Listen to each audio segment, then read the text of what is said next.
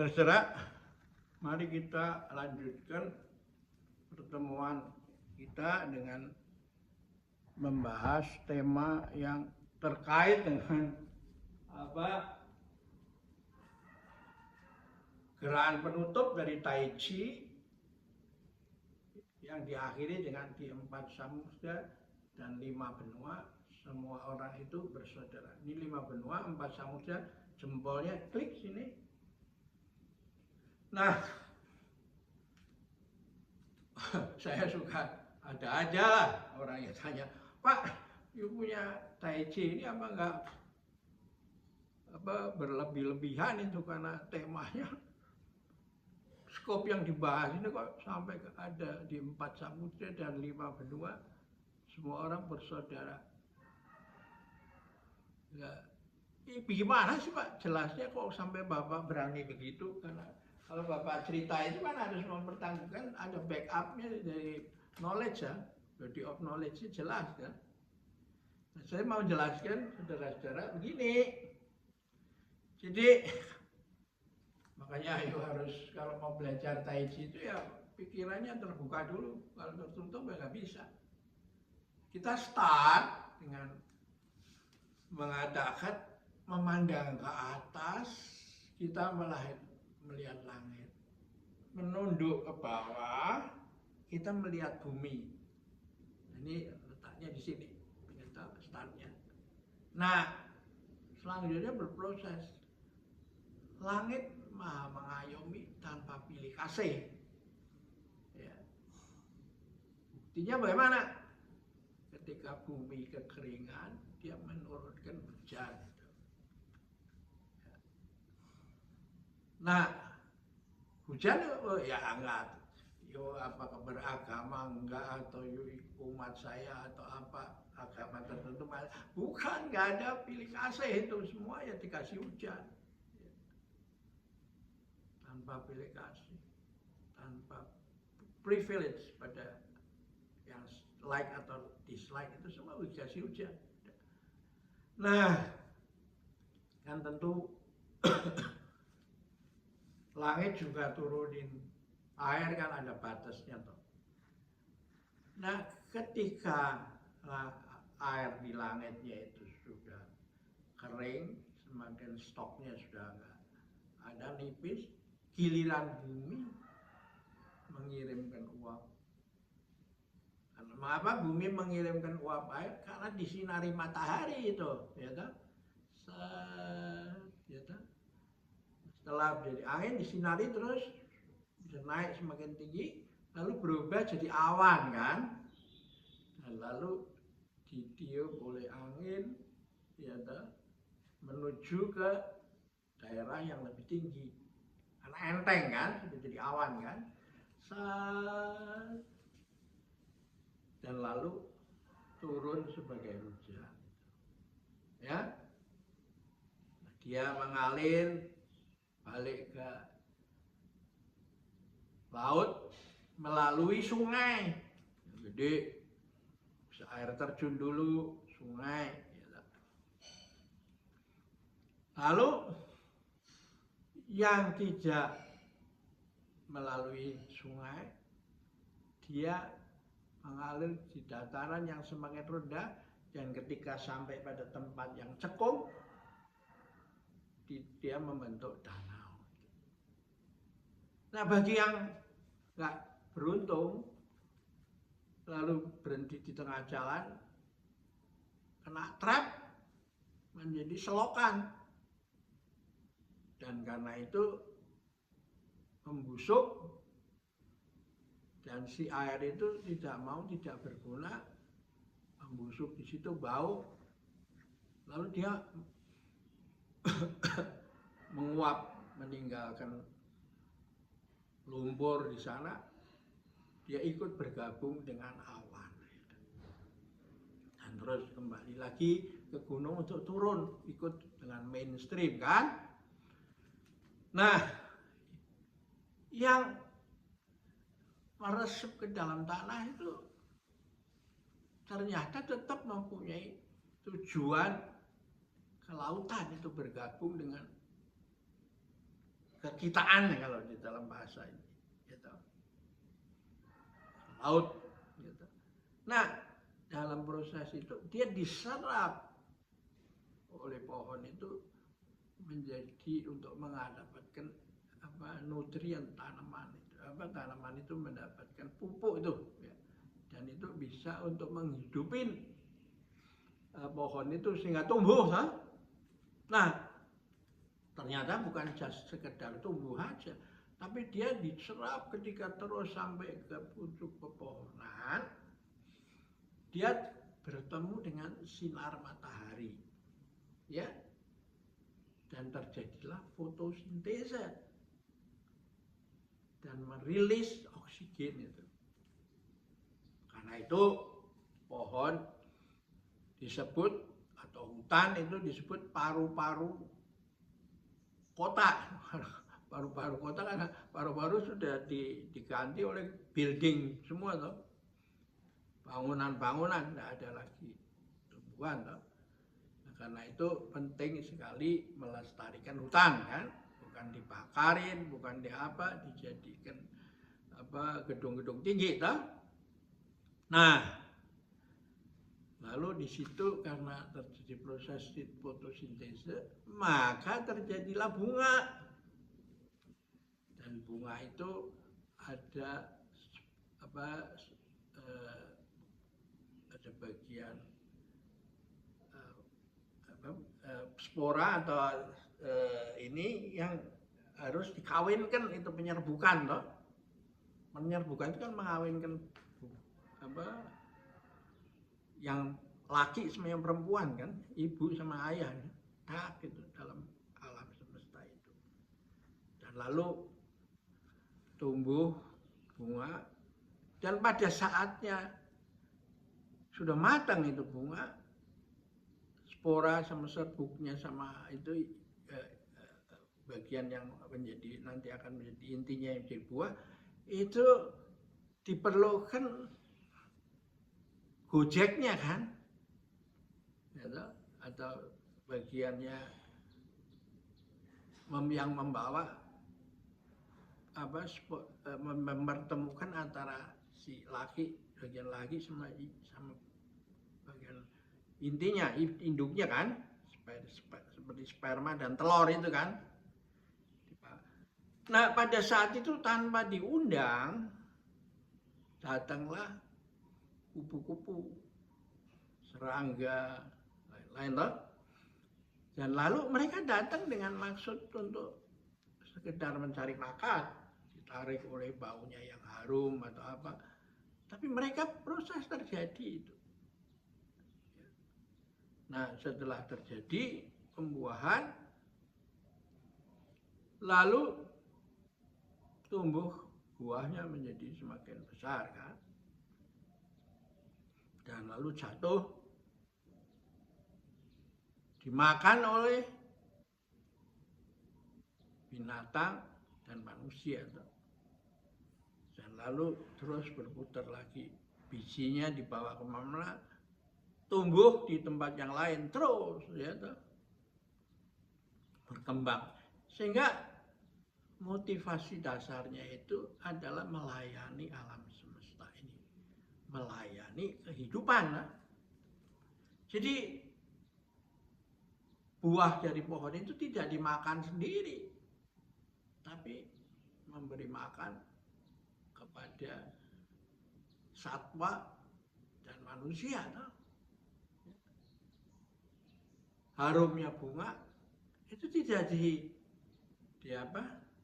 dinikmati oleh pohon itu sendiri, dicium-cium oleh pohon. Tapi itu ada maksudnya, menarik serangga atau apa, sehingga terjadi penyerbukan, kan. Nah, air itu juga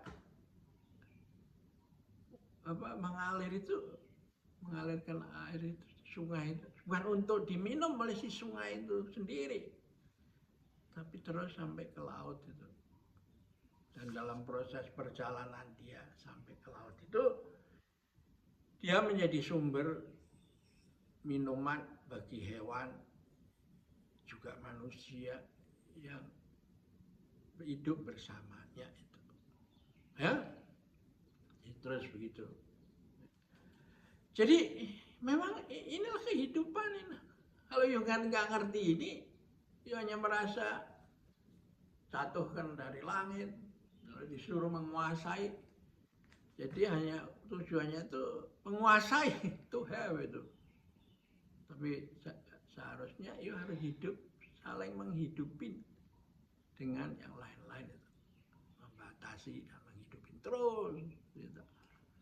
Seperti siang itu bukan absennya malam, tapi malam itu baru muncul seperti titik ketika maghrib itu.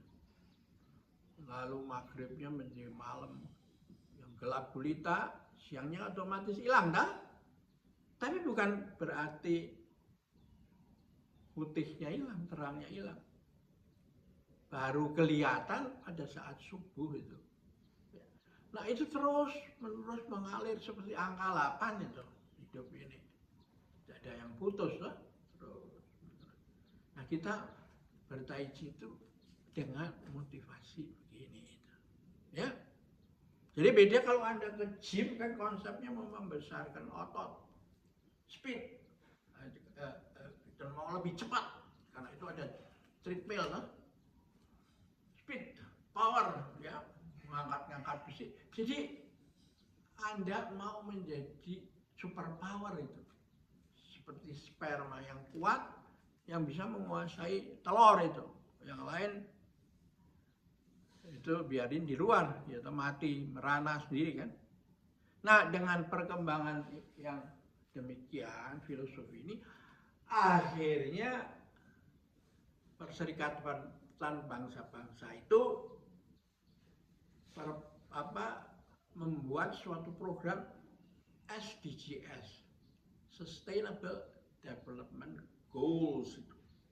Ada 17 sektor kehidupan yang akan dibangun bersama-sama oleh Perserikatan Bangsa-Bangsa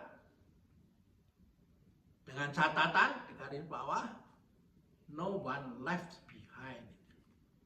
Ya, jadi tidak boleh ada yang ketinggalan. Ya, ada yang maju itu mau mencari untuk dirinya sendiri. Tidak, tapi untuk memajukan bersama. Nah karena itulah memang ya Taiji, kita punya Taiji harus ditutup dengan gerakan di 4 samudera dan 5 benua, semua orang bersaudara. Nah siapa yang memfasilitasi atau menggerakkan ini semua? Yaitu kalau zaman dulu ya sebelum ada negara ya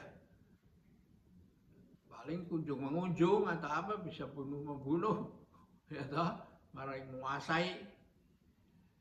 Tapi dengan adanya negara, mulai ada peradaban itu, ya harus menguntungkan semua yang bersama itu, ya. Dan karena itu menjadi politik luar negeri, ya.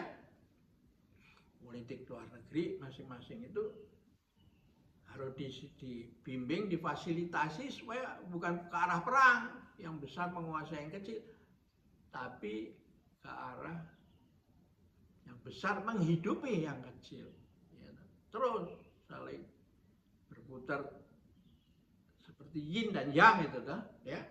Nah karena itu saya tertarik pada 2 buku ini yang dibuat oleh Deplu itu, ya.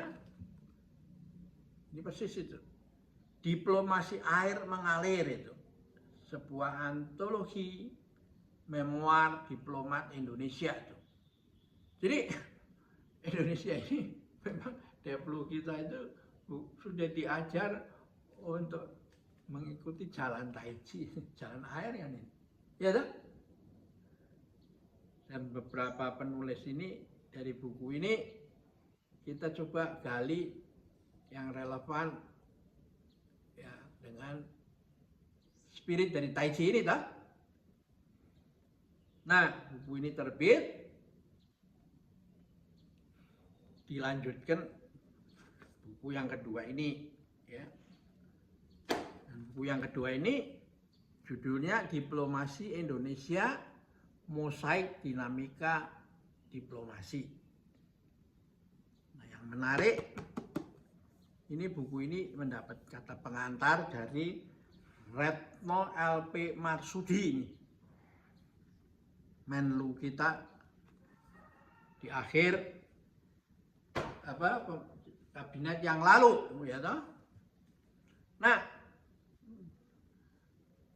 Ibu Menteri Retno Marsudi ini unik karena di masa akhir jabatannya sebagai Menteri Luar Negeri, dia menyampaikan pidato yang menjadi kata bersayap itu.